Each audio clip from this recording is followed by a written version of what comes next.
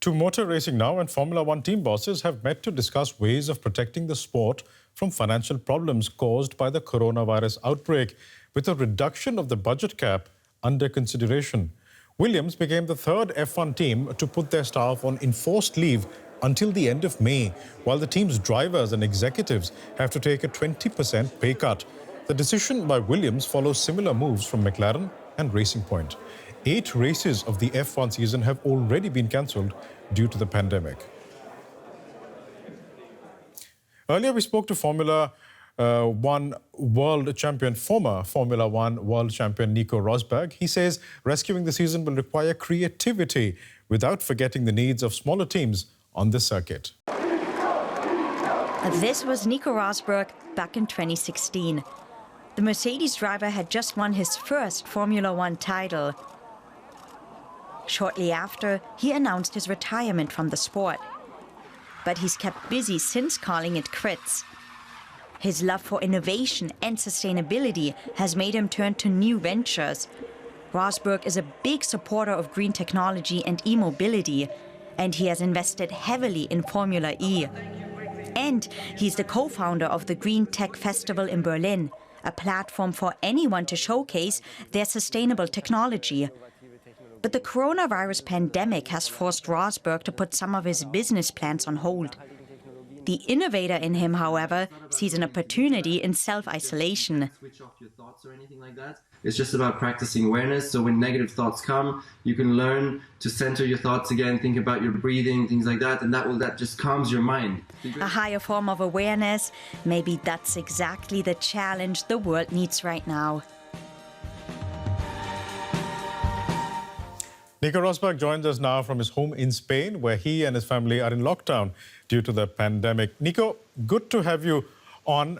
You have a big following on social media, and many people will be looking to you for inspiration during these trying times. Now, based on the skills and experience from your professional life, what advice do you have for people? Well, for example, I did a challenge just now on social media. It's called #OneAweek.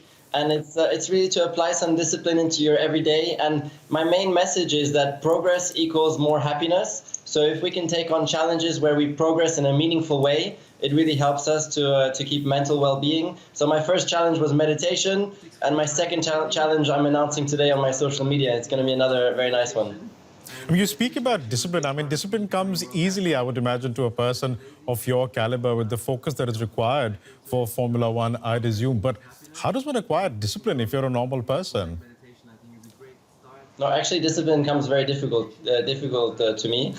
I'm not so disciplined, and I'm quite addictive when I get into stuff. Like at the moment, reading the news all day long, and I really need to force myself to discipline. And it comes because I've learned what is good for me from a mental well-being point of view, and so I know that discipline is really going to help me be happier and doing the meaningful stuff. So I started my day this morning actually at 7 o'clock with meditation, and then I jumped onto the spinning bike for an hour, and then I jumped into the interview with you. So I've already done some nice meaningful progress this morning with discipline, and that does me a lot of good, and I can only recommend that a lot to everybody. Yeah, hopefully people can follow that advice. Nico, I'd like to talk a bit about F1. This was inevitable. We were going to talk about F1. And we've already seen 8 races cancelled because of the coronavirus outbreak. What do you think should happen with the rest of the season? Well, nobody knows. I hope that they can still stage a couple of races. Maybe they can become a little bit creative and do double-header weekends, where maybe on a Saturday it goes one way and Sunday it goes the other way around on the racetrack. That could be an idea. But the problem is nobody knows when the first races can be held. Of course, it helps that we can hold races without spectators, because that will allow some races to happen sooner, because that will allow us to, with the limitations of not having more than 100 people in one place or something like that, races can then still be held. So that's a little advantage. Apart from that, the biggest issue at the moment is the financial situation for some of the smaller teams, because the F1 circus needs all teams to participate. If 2 or 3 smaller teams drop out, then it's not really a great sport anymore, because there's not enough teams competing and not enough teams on the grid. So that is the main focus at the moment, to help the smaller teams financially. I'm glad you talked about the financial condition of F1 because the larger question really is for the entire sport as to how much trouble F1 actually is in. I mean, there are some estimates that about $85 million in revenue could be lost. I mean, what are your views on that? That's true that a lot of revenues will be lost. But at the same time, F1 has already implemented measures now to save a lot of money. Development has been halted and postponed, so that's going to save a lot of money, and they're in discussions for many other things. So they're doing the right things, and separately from that, though, what I've been very, very proud about is how F1 has shown that they are absolutely leading the way, and they're the most skillful engineers in the world. And my ex-team, Mercedes, for example, has developed a breathing aid in a super short time frame, and that got certified by the NHS as well very rapidly. So as we speak, it's already possible for it to be saving lives.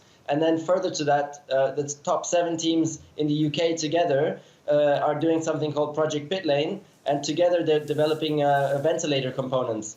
So that's also going to be a huge help to the UK and to the rest of the world, and I'm very, very proud of that. Moving forward, Nico, at some point the coronavirus outbreak will be brought under control. But what changes do you think we'll see in communities and businesses after that? The main thing is going to be social distancing. That's going to stick for a while, I believe. And so even if we go to a restaurant, there's going to be fewer people there, and tables are going to be spread out. I think that we're going to see until a vaccine comes, maybe, because that's very important to keep this virus under control, as it's unlikely that it's just completely going to disappear. But in the longer term, do you think the periods of lockdown and isolation that many people are going through, something that you yourself with your family are going through, will see a change in the way we work in our daily lives and the way we interact with our professions, for example? Here in Spain, we've been under a home lockdown since 3 weeks now, so I'm not even allowed to go outside the gate.